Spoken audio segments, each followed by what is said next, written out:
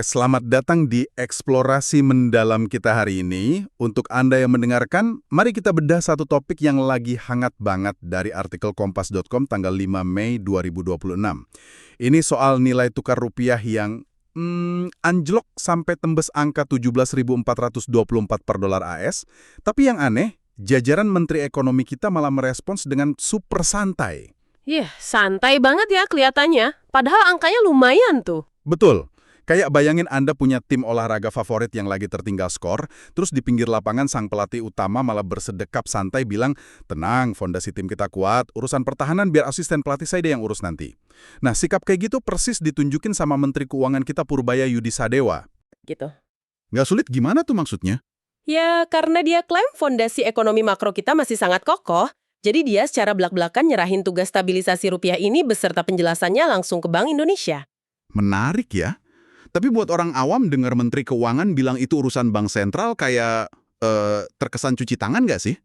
Bukannya ngurus ekonomi itu tugas pemerintah secara keseluruhannya? Nah, sekilas emang kelihatan kayak lepas tanggung jawab. Tapi yang sangat menarik di sini adalah alasan kenapa pemisahan wewenang itu harus ada dan ketat. Ini tuh inti dari independensi bank sentral. Maksudnya biar pemerintah nggak bisa sembarangan intervensi gitu ya? Betul sekali. Coba bayangin kalau politisi di pemerintahan bisa seenaknya nyetak uang atau ngatur nilai tukar demi popularitas politik sesaat. Ekonomi bisa hancur lebur karena inflasi yang nggak terkendali. Masuk akal sih. Jadi Kementerian Keuangan itu fokus urus fondasi lewat pajak dan belanja negara gitu kan? Ya, persis. Sementara Bank Indonesia yang pegang kendali instrumen moneternya. Di mana mereka yang punya wewenang pakai cadangan devisa buat intervensi langsung di pasar valuta asing. Ya tujuannya buat stabilin harga rupiah tadi. Oke, pemisahan tugasnya jelas.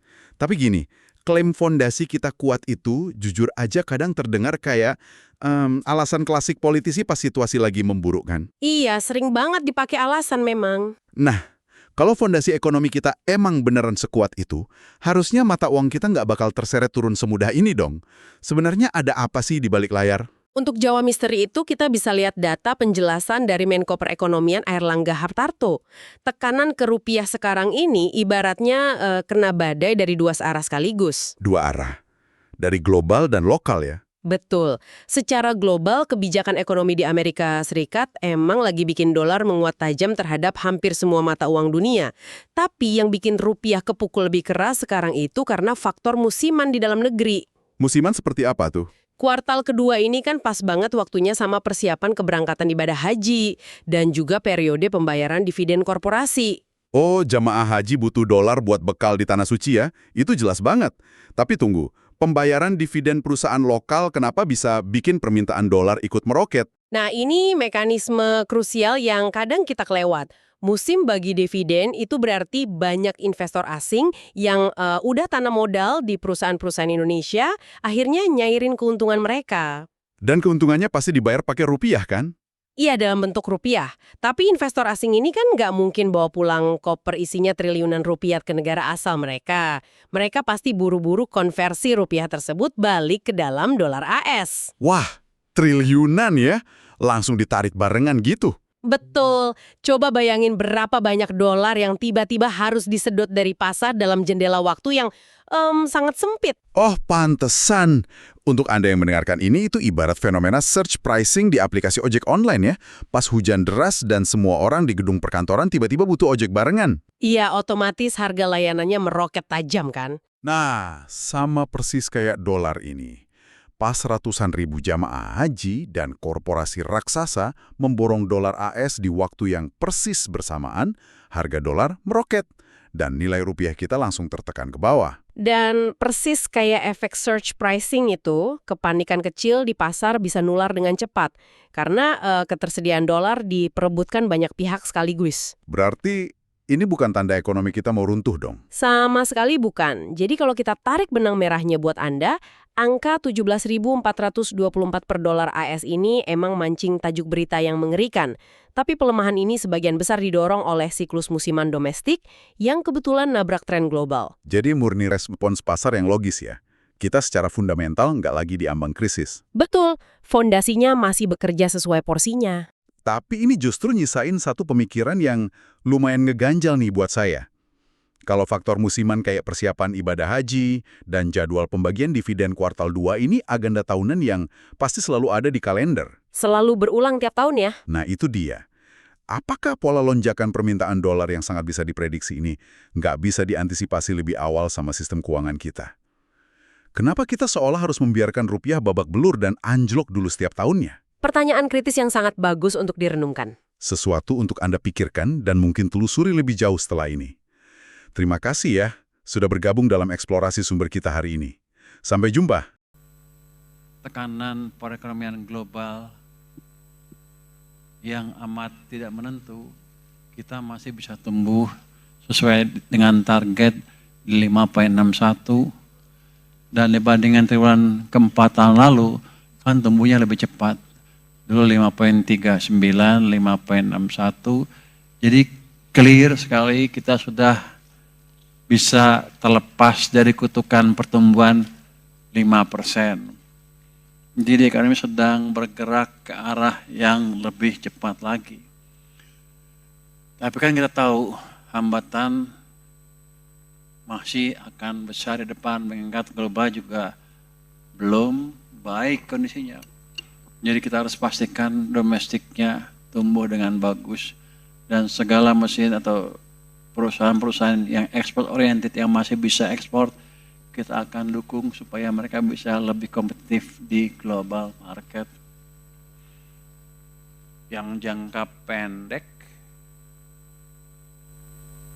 ada beberapa nanti inisiatif yang dikeluarkan oleh Kementerian Keuangan, beberapa kementerian di sini. Tadi saya ketemu dengan Menteri Perindustrian tadi pagi. Saya tanya apa yang bisa didorong. Saya tertarik dengan proposal mereka untuk memberi subsidi ke kendaraan listrik. Karena selain mendorong konsumsi, yang kedua kita bisa mengurangi konsumsi bahan bakar, fuel, BBM ya. Jadi ke depan harusnya kalau kita dipercepat lebih memperkuat daya tahan anggaran dan ekonomi kita. Ini omongan kasar, Pak Menteri udah ngomong tadi ya? Udah cerita kira-kira kasar ya, Pak Menteri Perindustrian kira-kira ya? Udah saya bocorin dikit boleh kan? Kalau gitu saya belum boleh ngomong dong. Boleh ya? Boleh gue ngomong kan ya? Kira-kira untuk mobil listrik, boleh diomong ya? Biar aja gue menteri ini.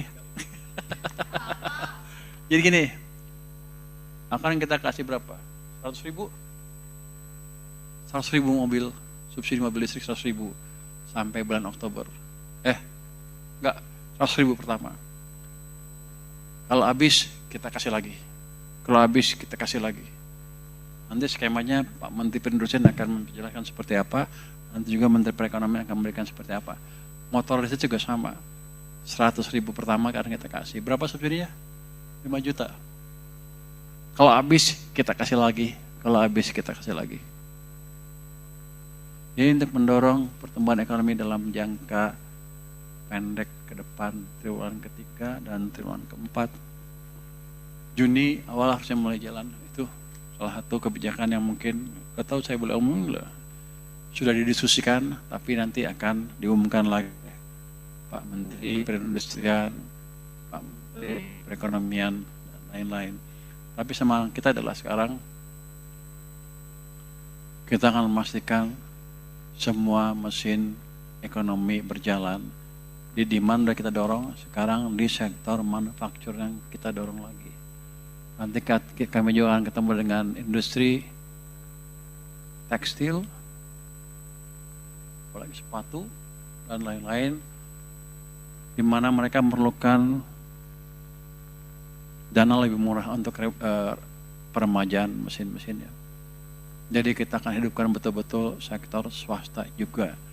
Jadi ekonomi bukan hanya didorong oleh pemerintah saja, nanti swasta akan hidup juga. Kan dulu kita janjinya seperti itu. Pak Presiden juga sudah menginstruksikan strategi seperti itu ya Pak Yuda ya. Saya menjalankan perintah Bapak Presiden aja. Jadi jangan takut. dengan tadi 5,61 tadi, kan pasti banyak ekonom tuh yang bilang kita mau rusak pada kecele. Coba nanti Anda tulis, mereka kecele gitu, salah prediksi. Boro-boro resesi malah naik, apalagi krisis. Jadi kalau ekonomi itu jalan, tumbuh, lambat, resesi itu pasti turun, pasti ada. Kalau krisis itu resesi dalam sekali jatuh ke dalam, nanti recover lagi. Nah sekarang masih sana. Sebagian besar saya lihat di TikTok udah bilang katanya kita menuju 1998.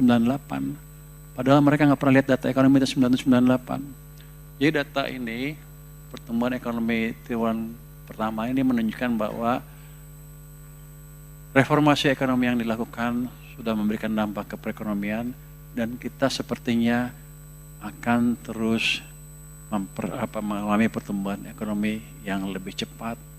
Jadi teman-teman gak usah khawatir. Saya monitor terus data ekonomi dari hari ke hari. Setiap kelemahan kita diskusikan ya Pak. Kita diskusikan semua. Kita cari cara pemecahan yang paling baik seperti apa. Download Tribun X sekarang. Menghadirkan lokal menjadi Indonesia.